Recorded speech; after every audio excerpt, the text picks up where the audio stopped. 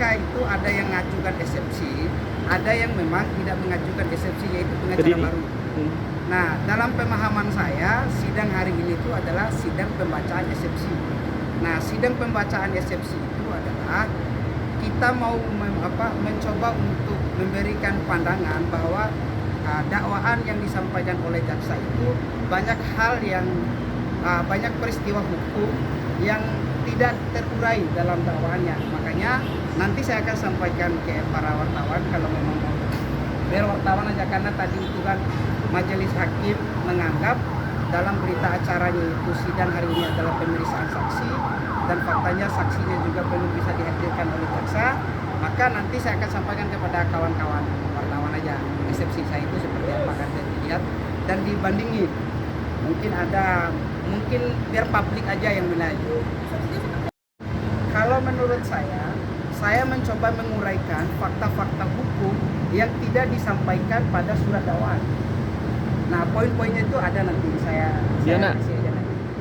Dina. Oke. Mungkin bisa diteruskan aja Pak beberapa poin-poin. Salah satu poinnya itu yang pertama terkait dengan kan ada nilai total proyek yang ada 21 proyek ya, kerjasama antara saksi Fuji dengan terdakwa Batara, dan nilainya itu kan ada sekitar lebih kurang 1,5 miliar.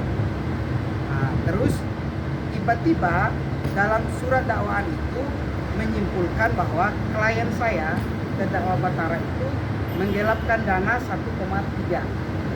Nah, kami mempertanyakan 1,3 itu cara hitungnya dari mana?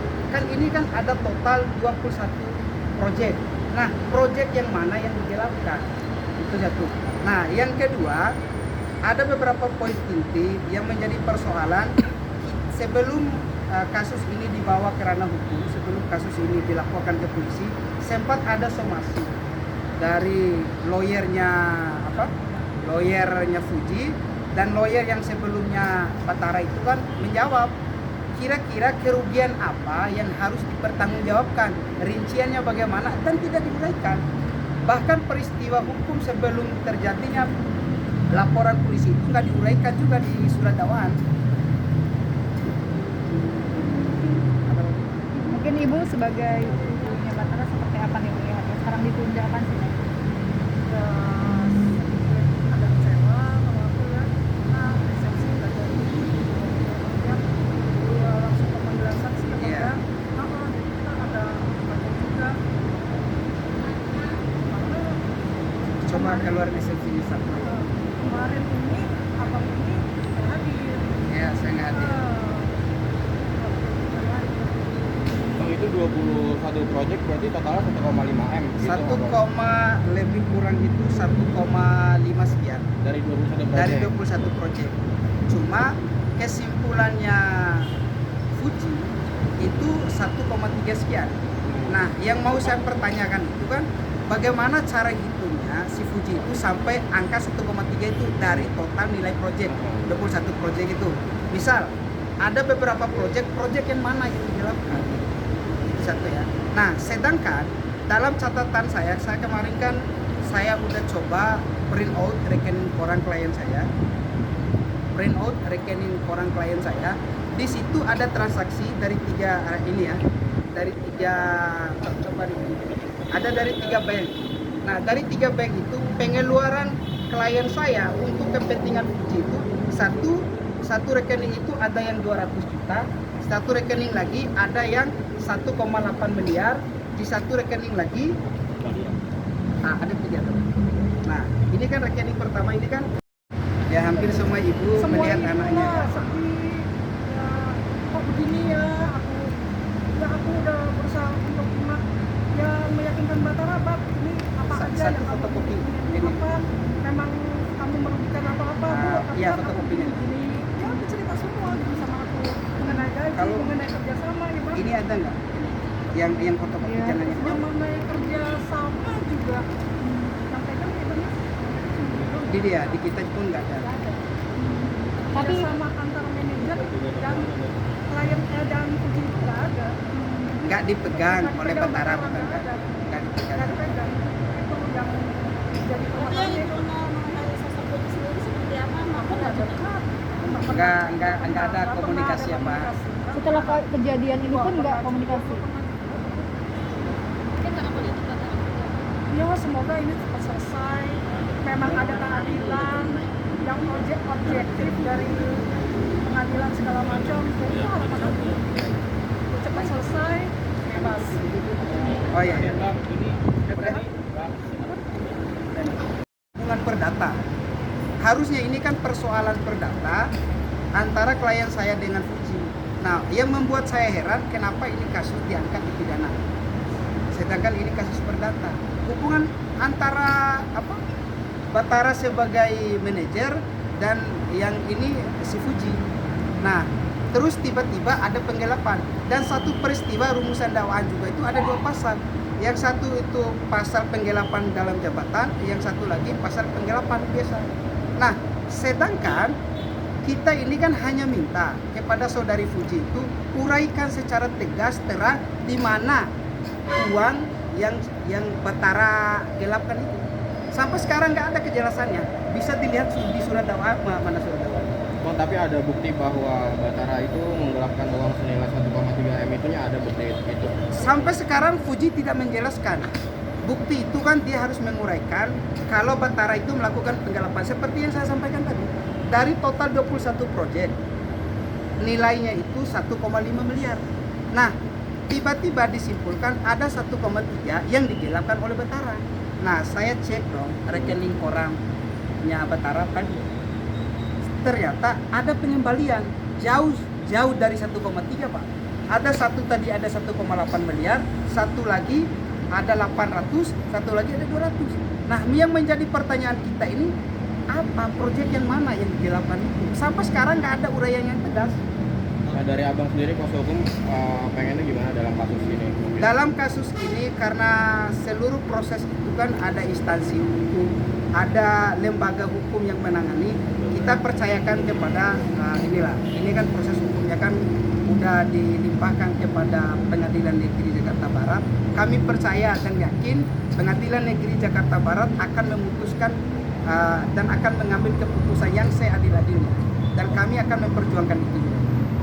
Menurut dari keterangan Batara sendiri gitu, dari deal-dealannya gitu sama Fuji itu seperti apa sih kalau begitu? Kalau dari deal-dealan itu kan ini kan ini ya kan dari dakwaan juga itu ada. Jadi setiap satu proyek dakwaan si Batara itu dapat 5% satu proyek ya, dengan digaji kadang 500.000, kadang 1 juta per bulan gaji ya, per bulan gaji itu kadang 500, kadang 1 juta. Itu nggak nentu, itu Nggak nentu. Nah, maksimal 1 juta. Nah, cuma yang pasti setiap satu proyek ada 5% fee-nya. Kalau dari itu sendiri punya nggak?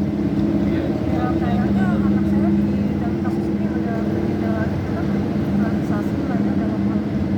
Ya ada gimana ya, ada kecewa gitu loh. Tadinya dia bilang udah mau diviralkan gitu. Nanti semuanya deh kalau ini apa kalau next berikutnya ada saksi-saksi mungkin bisa dijawab semuanya.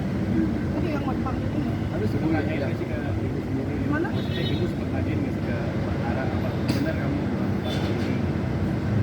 Kalau berhubung saya dia juga nggak pernah tinggal sama aku, maksudnya dalam hal ini ya dia bilang gimana bang?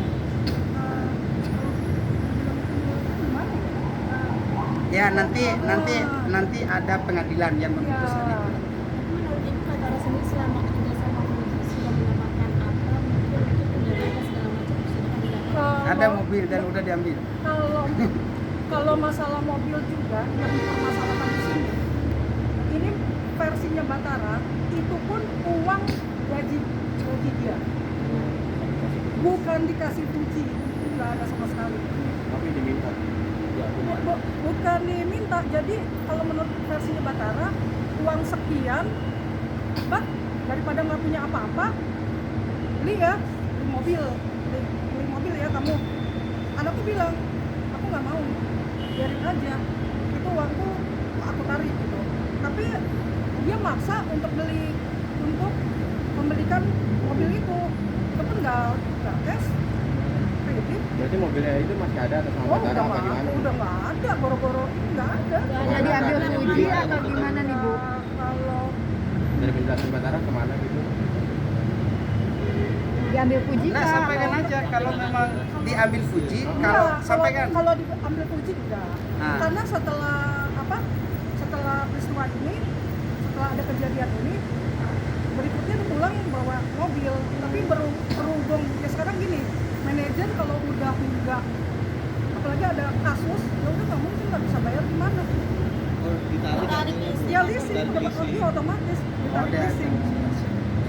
Iya. Ada kali ya. Iya. Tapi dengan tuduhan beberapa M yang dikeluarkan ke Batara itu menurut itu seperti apa, dan uang itu Aku yang bingungnya yang 1,3 ini rincian, uraian, penjabaran itu nggak tahu.